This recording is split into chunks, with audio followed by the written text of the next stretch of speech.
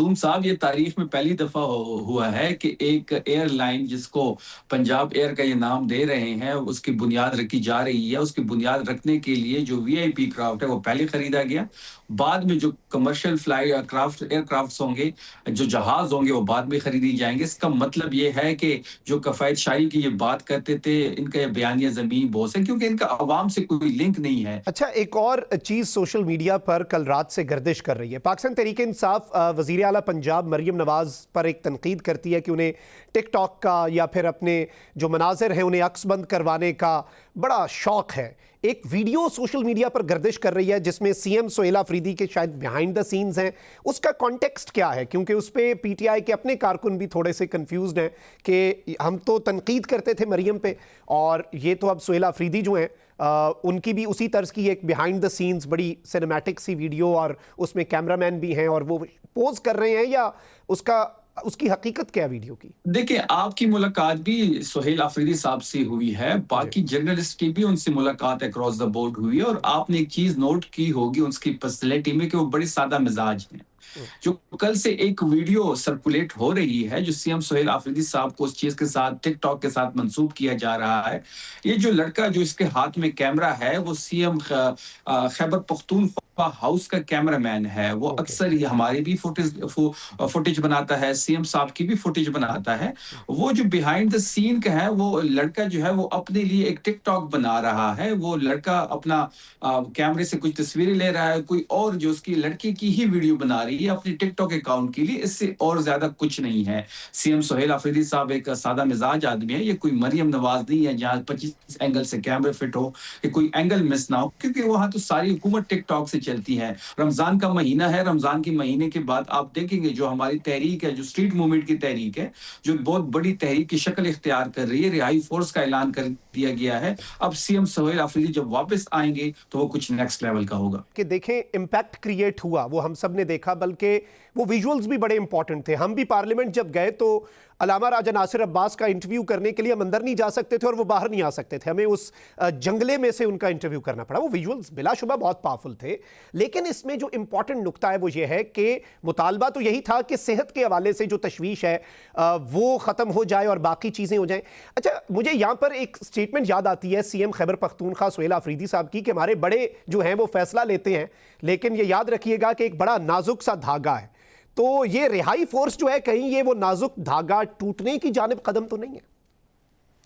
دیکھیں، جہاں تک رہائی فورس کی بات ہے، کل سی ایم سہیل آفریدی صاحب نے سپریم کورٹ میں ہی اس کو اناؤنس کیا، اور اس کی اناؤنسمنٹ کے بعد حکومت اس طرح گھبرائی ہوئی ہے. پتہ نہیں کوئی ایسی اعلان تو نہیں ہوا جس سے ان کے ہاتھ پاؤں جو ہے وہ پھول گئے ہیں. رہائی فورس جو ہوگی اس کے کوئی سیاسی مقاصد نہیں ہوں گے. وہ جب عمران خان صاحب رہا ہو جائیں گے، یہ ڈیزالو ہو جائے گی. اسٹریٹ موومنٹ کی ذمہ داری سی ایم سہیل آفریدی صاحب کو دی گئی ہے، اور آپ نے دیکھا جس طریقے سے سی ایم سہیل آفریدی صاحب اس چیز کو آگے لے کے جا رہے ہیں، سندھ میں ہو یا پنجاب اور یا پھر خیبر پختونخوا ہو، تمام تر چیزیں آپ کے سامنے ہیں. جس طریقے سے لوگ اسٹریٹ موومنٹ میں جو میس موبلائزیشن ہوئی، ایک کمٹمنٹ جو ہے عمران خان صاحب کے ساتھ وہ دیکھی گئی، اسی کی تناظر میں ہی رہائی فورس کا اعلان ہوا ہے. رہائی فورس میں ہمارا یہ ماننا ہے کہ 90% لوگوں کا لیڈر عمران خان ہے، اور جو رہائی فورس ہوگی اس کے لیے پاکستان تحریک انصاف کے ساتھ ایفیلیشن کی ضرورت نہیں ہوگی. یہ صرف عمران خان صاحب کی رہائی کے لیے بنائی جا رہی ہے، جس کی ممبرشپ ہوگی، جس سے حلف لیا جائے گا، جس کو خود سی ایم سہیل آفریدی صاحب جو ہے وہ مانیٹر کریں گے. چین آف کمانڈ ہوگی، اور جس دن عمران خان صاحب رہا ہوں گے یہ فورس ڈیزالو ہو جائے گی. شفیع جان صاحب، بہت بہت شکریہ آپ کا. ہم نے دیکھا کہ ایک تو وہ احتجاج تھا، ایک تو وہ دھرنا تھا جس کے حوالے سے آپ کی جماعت نے کہا کہ ہم نے کوئی کال نہیں دی بلکہ عوام خود سے نکلے. پھر عدالتی احکامات پر وہ دھرنا جو ہے وہ ختم بھی ہو گیا.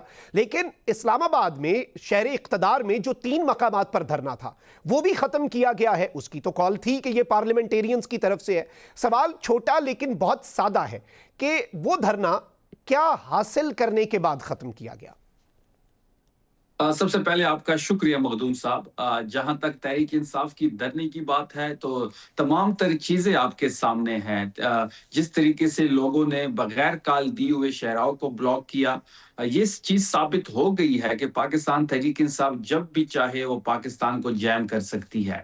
جہاں تک پارلیمنٹیرینز کی دھرنوں کی بات ہے تو 3 نہیں 4 جگہ پہ دھرنا جاری تھا، Khyber Pakhtunkhwa house, national assembly میں، سینٹ میں، اور اس کے ساتھ ساتھ پارلیمان لاجز میں بھی ایک دھرنا جاری تھا۔